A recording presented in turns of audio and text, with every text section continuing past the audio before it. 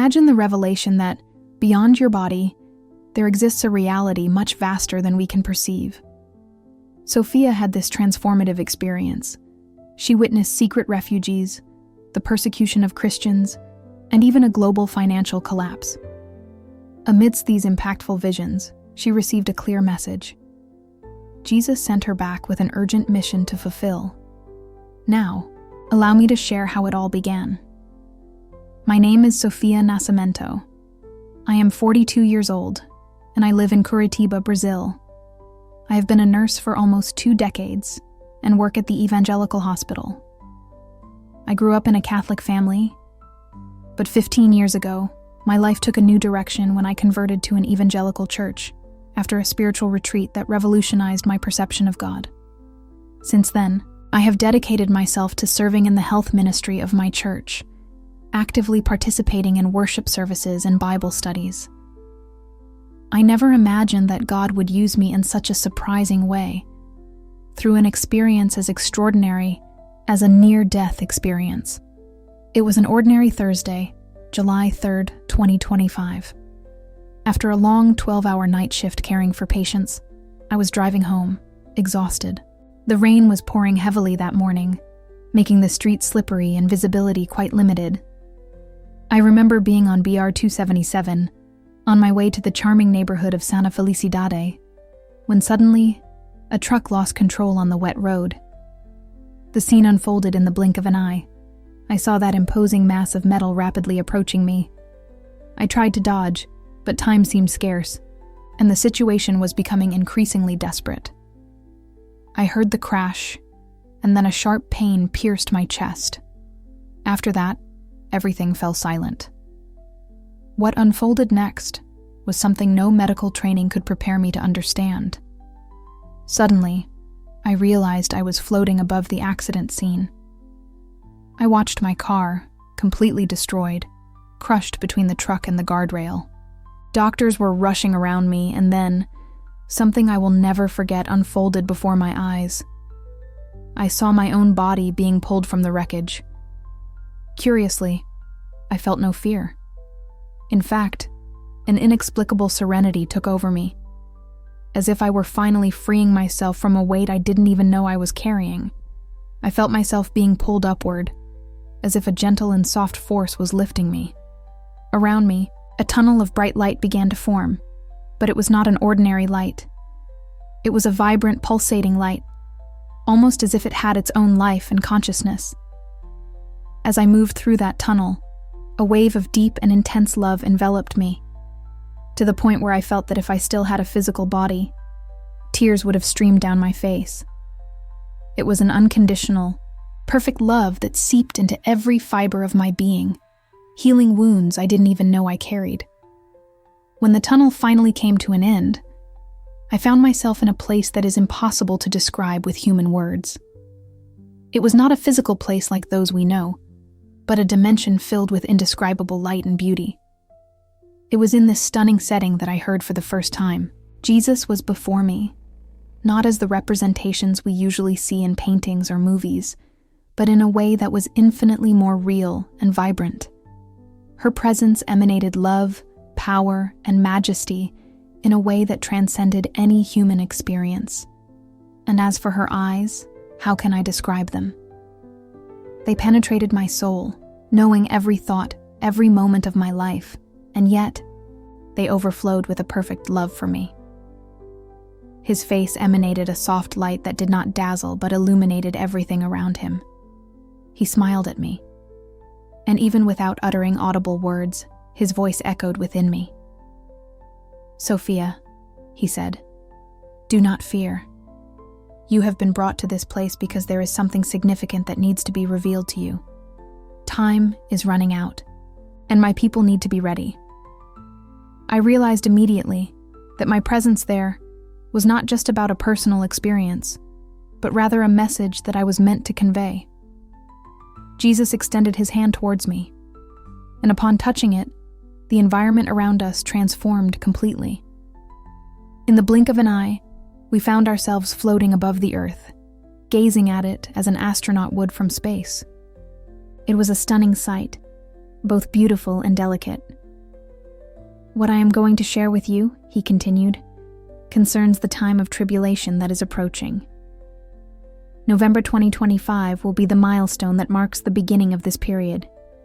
The truth is that most people will not realize this right away. The summer brought with it a wave of financial and governmental problems, but few noticed that all of this was, in fact, the birth pains of the end times. Before us, the earth seemed to metamorphose, revealing glimpses of the future that awaited us.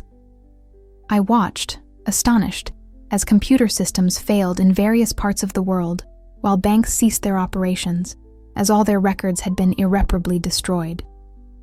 The economies of nations were in ruins. Credit cards, once so reliable, stopped working. Suddenly, the global financial system was collapsing, leaving a trail of chaos. In the midst of despair, crowds gathered in endless lines, eager to withdraw money that, in fact, no longer existed. The markets were depleting their stocks within hours, while governments made promises of solutions that they actually did not have.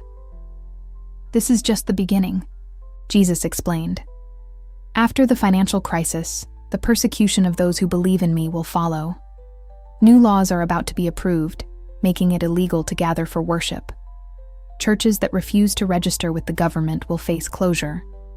Furthermore, individuals may be arrested simply for possessing a Bible or for praying in public. I witnessed technology being used to monitor and control the population. Every phone, every computer, every smart device became a tool of surveillance in the hands of the government. Those who once worshipped their technological innovations realized, too late, that they had become prisoners of a subtle trap from which they could not escape. Jesus then revealed something that ignited a flame of hope amidst those disturbing visions. With a serene gesture, he began to point to various locations around the world, specific places that would become refuges for the believers during the tribulation. "I am creating safe havens for my people," he said lovingly. "I want to present to you 4 distinct types of refugees where my children can find protection during these challenging times." The first destination that was presented to me was the communities in the mountains. I found small villages and settlements scattered across various mountain ranges around the world. They were not large cities or renowned tourist spots, but rather serene places where families had settled in recent years, often without fully understanding the reason for their choice. "I invited some people to take refuge in these mountains," Jesus explained, as he prepared for what was to come. I watched, fascinated, as scenes of the future unfolded before me. When the tribulation set in and chaos took over the cities, those people in the mountains remained at peace, living quietly. The food supplies seemed to never run out, even when the circumstances indicated otherwise. The water wells, which should have dried up like those around them, continued to gush. And amidst adverse weather, the gardens and plants, which should have succumbed, remained vibrant and healthy, defying all expectations. Jesus explained that these communities in the mountains would be the first type of refuge. In these places, believers who learned to live simply and to trust fully in Him would find security. The second type of shelter would be underground caves and hidden valleys, where they could also take refuge. I was surprised, as I had never considered caves as safe havens.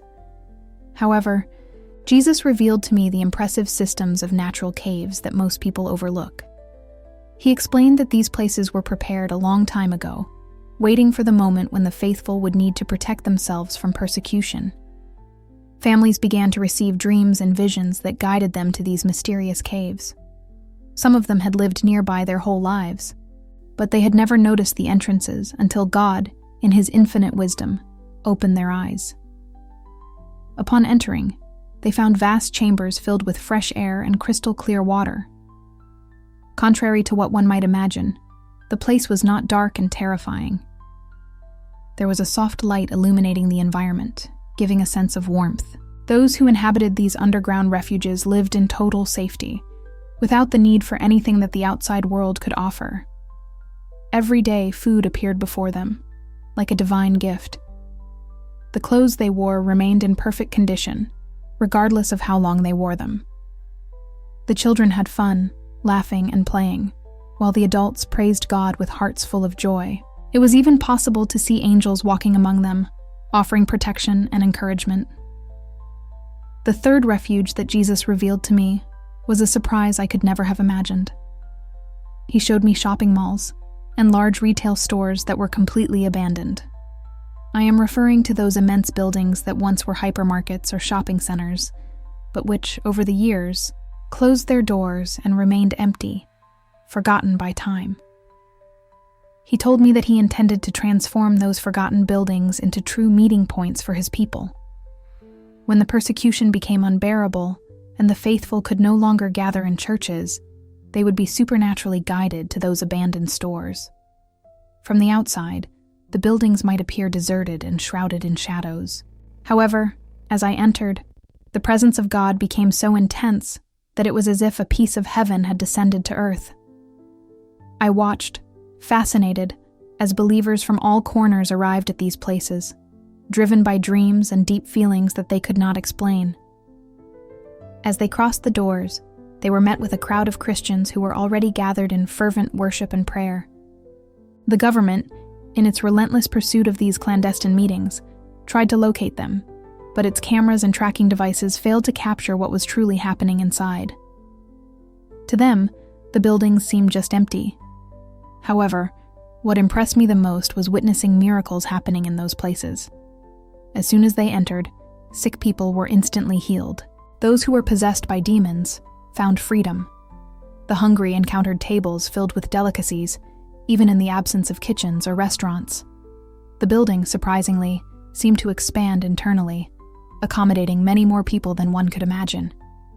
These abandoned commercial buildings will be transformed into churches for the faithful of the underground church, Jesus revealed. They will be hidden places in plain sight, where the enemy will not be able to reach them. The fourth and final refuge that Jesus presented to me was rural schools. These are not the large modern schools located in cities, but rather the old educational institutions in the countryside and the small Christian schools situated in rural areas. He presented me with concrete examples, such as schools in the interior of Minas Gerais, in the northeastern backlands, and in small rural communities in southern Brazil. These were not renowned religious schools or high-cost private institutions. It was a modest building, where dedicated teachers worked hard to teach children about God, even in the face of government pressure to stop this practice. These schools remained faithful to biblical truth, refusing to compromise. Jesus explained that he would reward them by transforming them into true sanctuaries. He envisioned what would happen in the future. In times of persecution, when Christian families were separated, the parents would receive guidance and dreams that would lead them to these special schools, where their children could find shelter and education. Upon their arrival, they would find other families already established in the area. The buildings would transform into true fortresses, where children could grow up surrounded by love and safety. The authorities, however, would make attempts to close these schools. But whenever they approached the buildings, something mysterious prevented them from proceeding. Some might catch sight of walls of fire surrounding the property, while others would be overcome by an intense fear, causing them to retreat. However, the children inside would never be aware that danger was approaching. They would continue to learn and play, immersed in their innocence, enjoying perfect safety. Jesus revealed that these schools would be true refuges, especially aimed at families with children. In these places, the next generation would have the opportunity to protect themselves and prepare for the challenges that are to come. As he contemplated the 4 refuges, Jesus began to share with me details about the moment when everything would begin. November 2025 will mark the start of a true tribulation. He stated that at first, most people will not realize the gravity of the situation. They will see only financial difficulties and governmental problems, without understanding that all of this is the labor pains that precede the end times. He revealed to me what was about to happen in the following weeks. I saw scenarios of computers failing in various parts of the world. Banks were struggling to open their doors, as all their records had been destroyed. The savings of many people disappeared overnight, as if they had never existed. Credit cards stopped working. Suddenly, the entire financial system collapsed.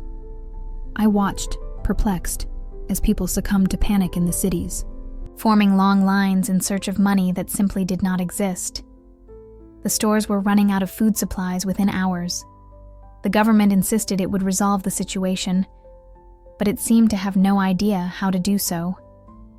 It was then that Jesus revealed to me the difference between the 4 refugees. While chaos and panic dominated most, people in the mountain communities went on with their lives peacefully, as if nothing was happening. They didn't need banks or credit cards, as they had discovered the art of living without being swayed by the systems of the world. Before we continue, just one request. Please subscribe to our channel. It really helps us keep going. That simple life, which had once been the target of mockery, now revealed itself as the most intelligent way to exist. The faithful who inhabited the underground caves were oblivious to the financial collapse unfolding above. Totally isolated, they were immune to all the turmoil affecting the world above ground. In the midst of this situation, God took care of each one of them, supernaturally providing everything they needed. Before we continue, just one request. Please subscribe to the channel. It helps us a lot to keep going. The abandoned stores, which turned into secret churches, became a refuge for those seeking answers in moments of despair.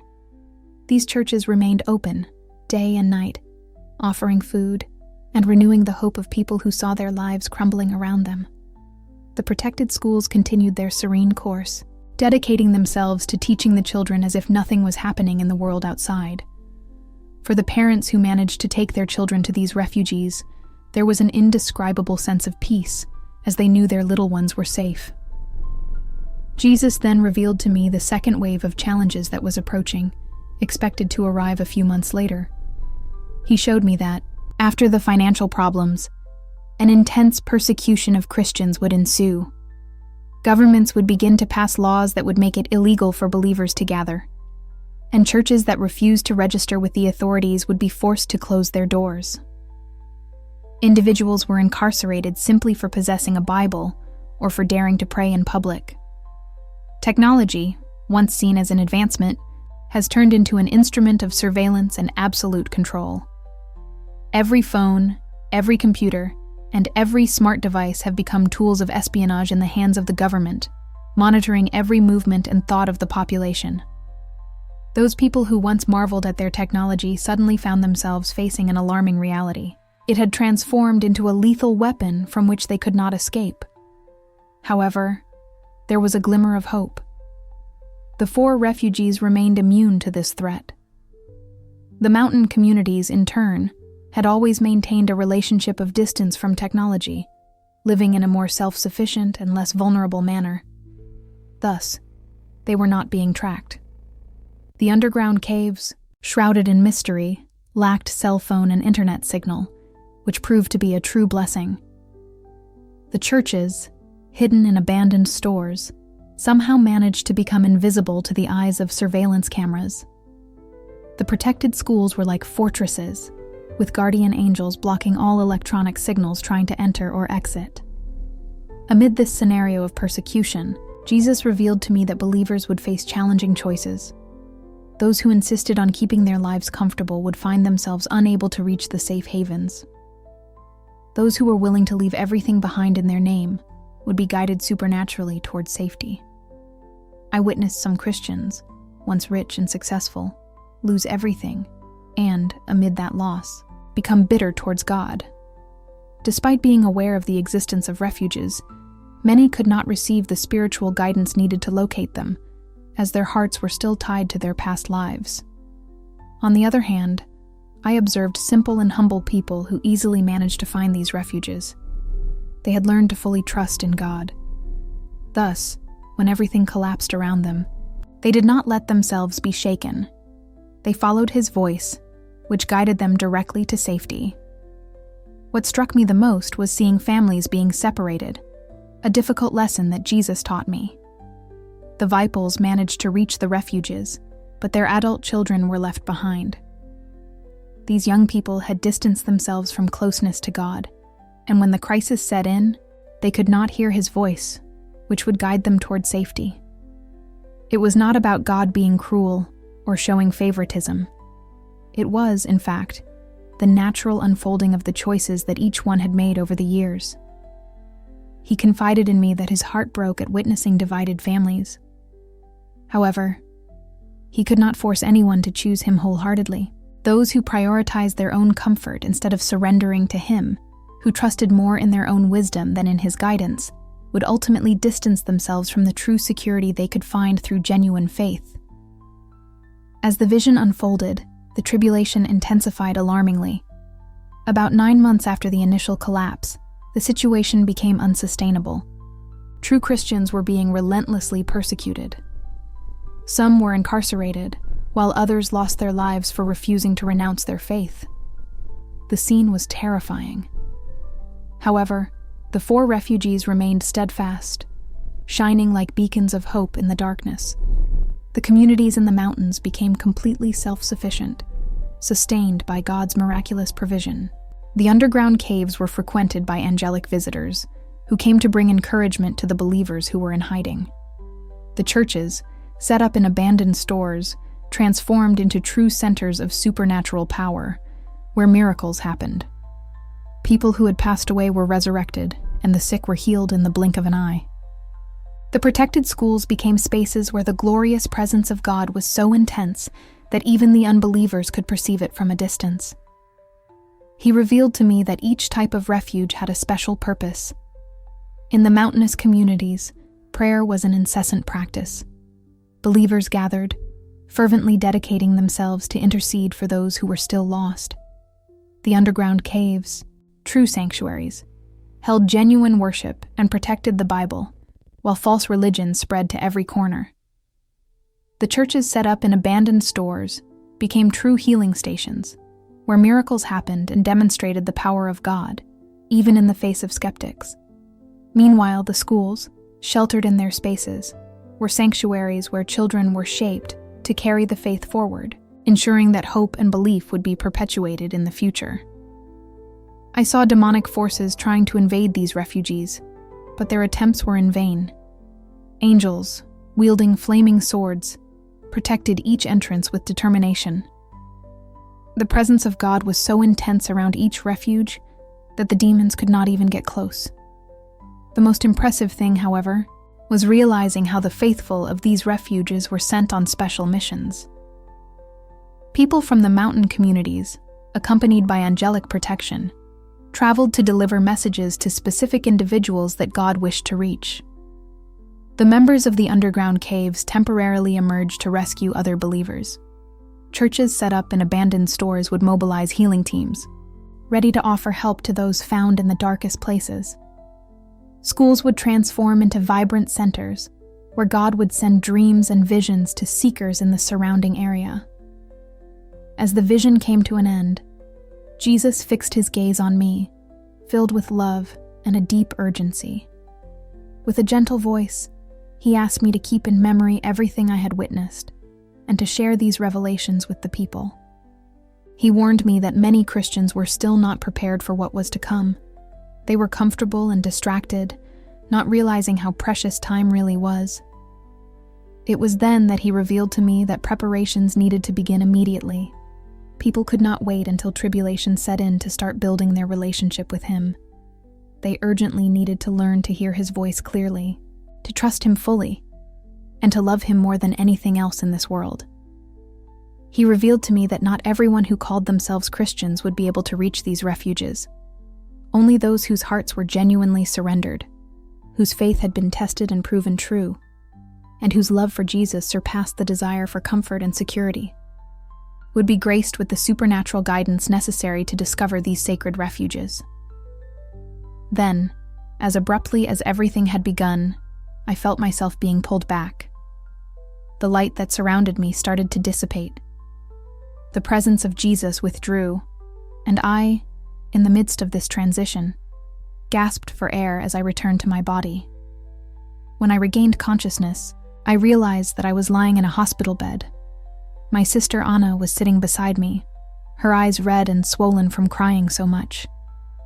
As soon as she saw me open my eyes, her tears turned into an even more intense cry. but this time filled with relief and joy. The doctors later told me that I had been clinically dead for 17 minutes. My heart had completely stopped. They did everything they could to bring me back. And just when they were about to give up, something astonishing happened. My heart suddenly started beating again, as if it had a will of its own. I tried to share with Anna everything I had witnessed, but the words seemed insignificant in the face of the grandeur of my experience. How can one explain the sky to someone who has never had the chance to know it? And how to describe Jesus to someone who has never had the opportunity to look into his eyes? The following week, I returned to work at the hospital, but everything around me seemed to have changed. The image of what I had witnessed would not leave my mind. I decided to share my experience with my pastor, who listened to me attentively and believed in me. However, he warned me to be cautious when talking about it with other people. Some people might not understand. He said this with a tone of resignation. Others perhaps would think I was crazy or simply making up stories. For that reason, I chose to remain silent most of the time, sharing only with a few close friends and family. While browsing the internet, I came across a video of an American man named Bartholomew, who shared an experience very similar to mine. When he started talking about the mountains and the caves, I felt my heart race and almost fell off my chair in surprise. It was one of the same places I had seen before. The other two locations he mentioned, the abandoned stores and the rural schools, were identical to what I had witnessed. It was at that moment that I realized God was not revealing the same vision to everyone. He distributed different pieces of the puzzle to various people. Together, our testimonies intertwined, confirming that the warning was genuine and that God had prepared a variety of safe havens for his people. I felt it was time to break the silence. Even though many thought I was losing my mind, I needed to share what I had witnessed. Lives were at stake, and many believers were completely unprepared for what was about to happen. Now, I want to share something important with you. For whoever is reading or listening to these words, the tribulation is about to begin. In November 2025, that moment will arrive. It is essential that you make peace with God now. Today, and not tomorrow, is the moment to cultivate a genuine relationship with Jesus. Don't limit yourself to fulfilling religious rituals only on Sundays. Make prayer a daily habit. Talk to him like a close friend. Take time to read the Bible. And more importantly, pay attention to what its words have to teach you. Ask God to reveal the path he wants you to follow and the actions he expects from you. If, in your heart, you hear his voice suggesting that you move to the mountains, do not hesitate to heed that call. Similarly, if you feel a strong inclination to attend a school, a church, or any other place, do not ignore that feeling. It may be the divine guidance you have been seeking. It could be that God is trying to lead you toward safety. It's time to get rid of everything in your life that is competing with your love for Jesus. Whether it's money, comfort, entertainment, or anything else that has become more important than him. Free yourself from this now. When tribulation approaches, these things will make no difference at all. What really matters is your relationship with God. Furthermore, start preparing practically. If possible, store some food and water. Develop skills that do not rely on electricity or technology. Cultivate relationships with other believers who are strong in their faith, as they will be an unwavering support in difficult times. And above all, learn to recognize the voice of God, so that you know the direction to take when he guides you. I am just an ordinary nurse in Curitiba. I am not a preacher, prophetess, or someone who stands out in any special way. But what I have witnessed has prevented me from remaining silent. Jesus revealed to me 4 places where his people will find protection.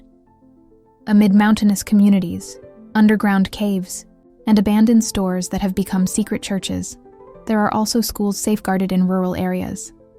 He is preparing these special places for those who truly love him and are ready to follow him, no matter the cost. The question that remains is, will you be ready when the moment comes? Do not wait to prepare until it is too late. Time is passing, and November 2025 is approaching quickly. It is time to prepare your heart. Set aside the distractions of the world and listen carefully to the voice of the shepherd. Those who truly know him will find security when the moment comes. May the peace of Christ be with you as you meditate on this message. This is not an alarming warning, but rather a message filled with hope and preparation. God never abandons his people. Even in the darkest moments, he always provides a way for those who trust in him with all their heart. What an incredible and transformative story. The Bible reminds us of this in John 3:8. The wind is free, moving wherever it wishes. You hear it, but you cannot identify its origin or its destination. Such is the life of all those who are guided by the Spirit. I am immensely grateful, Sophia, for gifting us with this intense and meaningful experience. And to you who have accompanied us this far, may the blessings of the universe illuminate your journey. Until the next video.